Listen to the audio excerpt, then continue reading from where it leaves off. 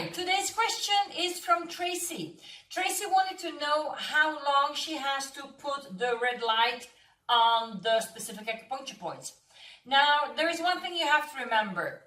On one side, we will always use mode 1 of our torches to add from the red lights to put on specific acupuncture points.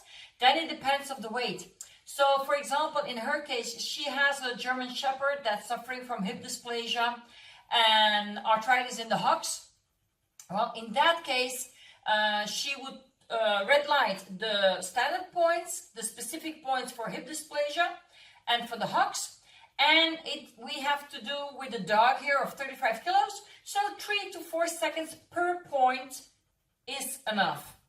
If you would have a heavy horse, we would go up to 10 seconds, okay? But on the other hand, we would, in this case, where the dog is really in pain on his hips because of the dysplasia, we would also torch locally. And then it depends on which kind of torch you have. Because you see, the size of the pocket torch is smaller than the Pro Torch. Okay, so the Pro Torch will take a bigger spot at the same time. So in this case, you would put it on the hips and you would go slowly over it, maybe half a minute to a minute, depending on the size of the dog. Okay, but that's the difference. Now, how to use your torches and how many seconds, it's all written down in the manuals. So it depends of what kind of torch you have bought, because as you will remember, the pocket torch has 2 modes, one for 200 milliwatts, that's to torch acupuncture points, one of 400 milliwatts to torch locally. And then we have the Pro Torch that has 3 modes.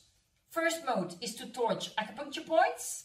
Second mode at 500 milliwatts is to torch locally. And the third mode is the pulse mode, as you know.